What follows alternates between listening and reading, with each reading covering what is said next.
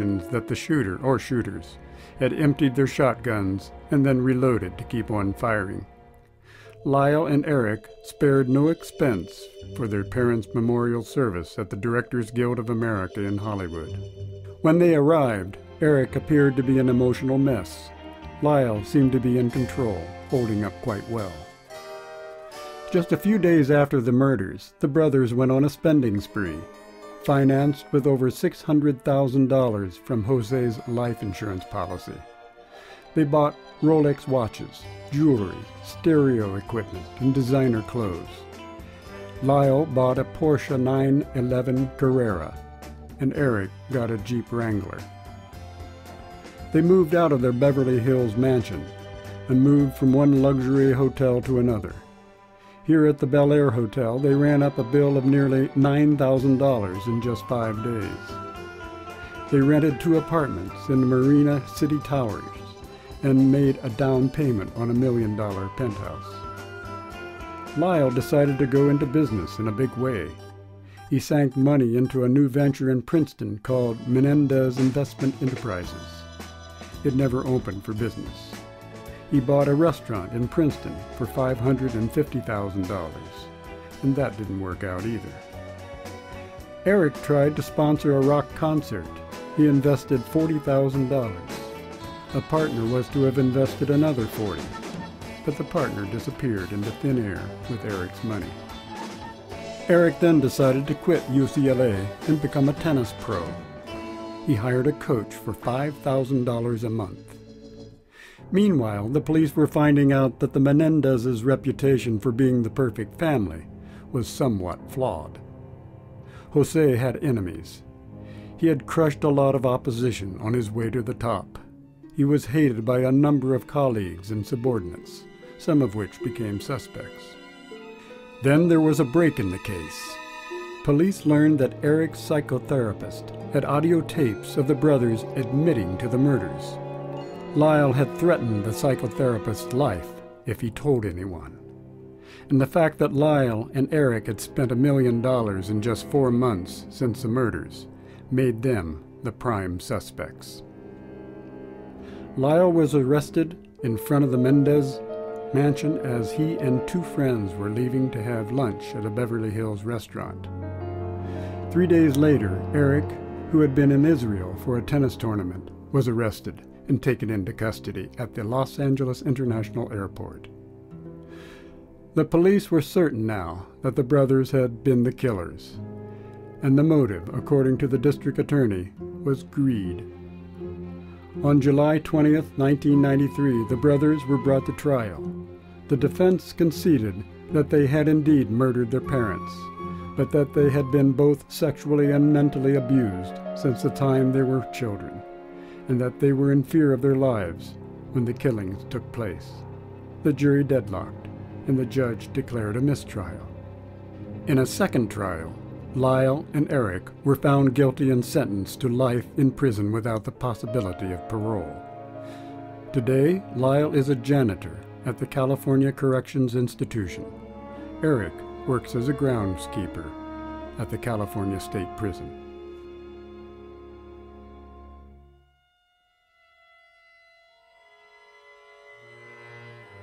It was 10:55 on a Sunday night, June 12, 1994, when a resident of this street, South Bundy Drive in Brentwood, tried to find out why a neighbor's dog was so agitated, continually howling and barking in a plaintive manner.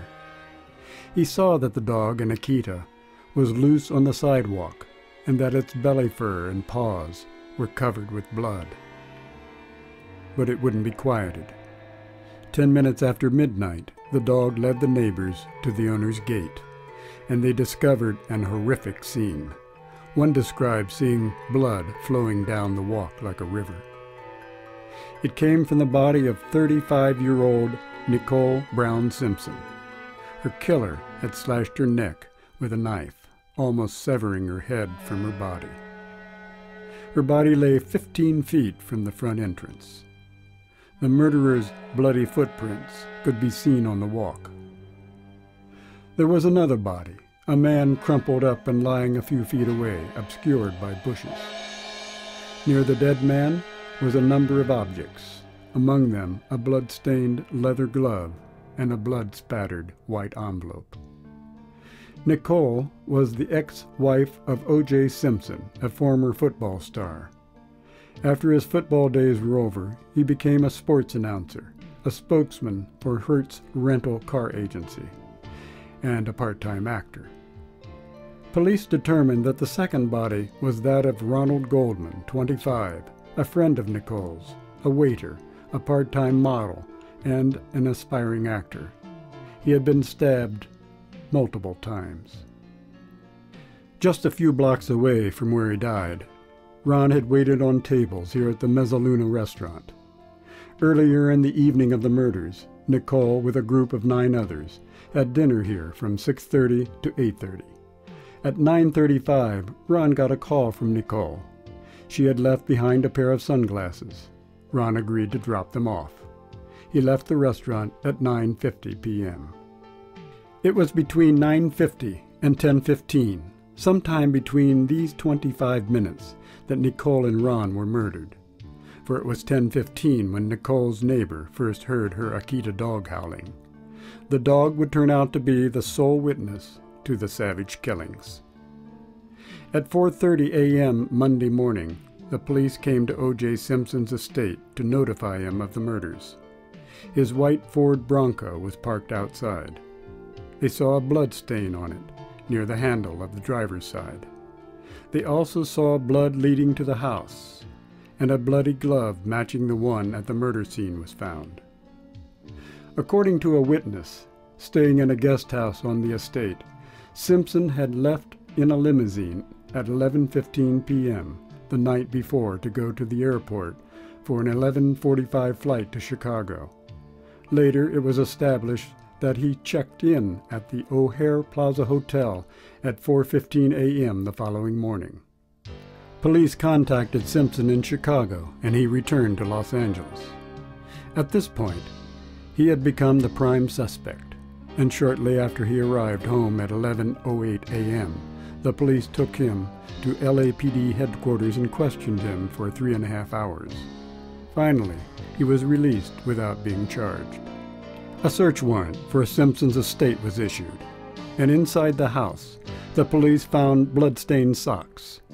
DNA tests on the socks and glove showed that the blood was a mixture of both victims, as well as Simpson's. This, along with other evidence, was enough to convince the police that O.J. Simpson was indeed the killer. On Friday, June 17th, police ordered Simpson's attorney to bring O.J. to police headquarters to surrender. But he became a fugitive, and in a white Ford Bronco belonging to Al Cowling, an old football buddy, he and Cowling led police on a bizarre 40-mile-an-hour chase on the LA freeways. It was the most watched, spontaneous event in television history. Eventually, Simpson returned to his estate and was arrested and taken into custody. He was charged with 2 counts of murder with special circumstances, which made him eligible for the death penalty.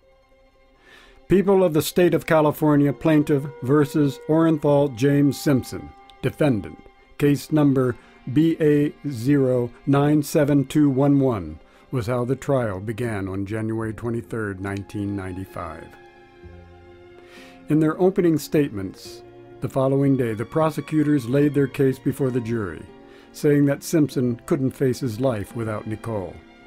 After their divorce, she had had relationships with other men, and since he could no longer control her, he decided to kill her. As to Ronald Goldman, it was a case of him simply being in the wrong place at the wrong time, and he had to be killed as well. The central theme of the defense was that this case was a rush to judgment, an obsession to win at any cost. O.J. had indeed accepted the end of his marriage, and he was nowhere near 875 South Bundy at the time of the murders. The trial was to last almost 9 months, and the media called it the trial of the century. To most observers, it seemed to be an open and shut case against Simpson. The jury returned with a verdict in just 4 hours. An estimated 90% of all people watching television were tuned in to hear the verdict. And what they heard was not guilty. And O.J. Simpson walked out of the courtroom a free man.